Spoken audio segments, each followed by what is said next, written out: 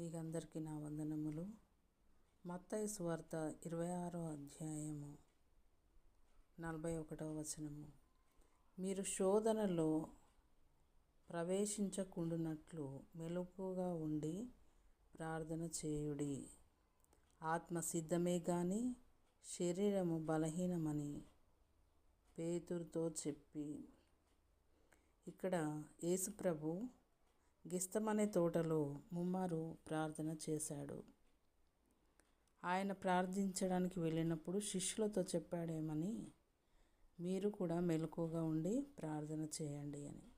కానీ శిష్యులు నిద్రిస్తున్నారు, మత్తులై ఉన్నారు.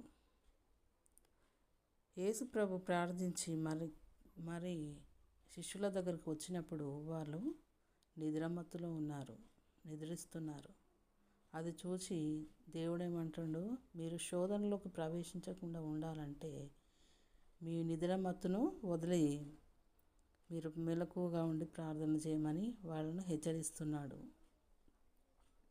సాతాను కుయుక్తి గలవాడండి.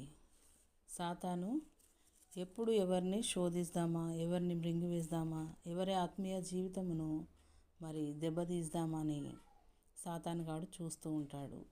కాబట్టి మన నిత్య జీవితంలో కూడా మనము దేవునికి ప్రార్థన చేసుకుంటూ ఆయన ఆత్మీయ జీవితం మనము పొందుకోవాలి, ఆయన బలమును పొందుకోవాలి. సాతాను కాని కుయుక్తులను మనము తెలుసుకొని జీవించాలి.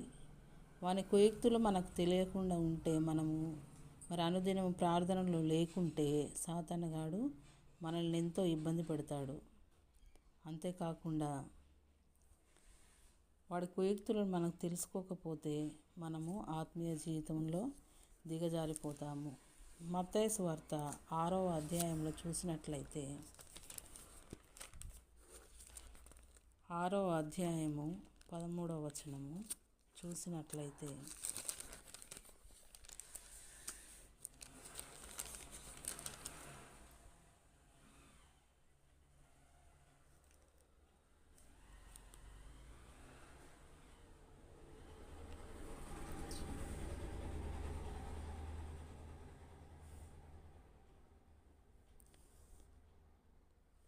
6వ అధ్యాయము 13వ వచనంలో చూసినట్లయితే,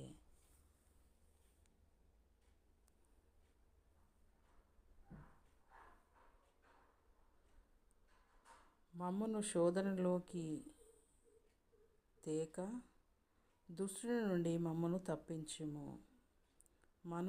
మనుషుల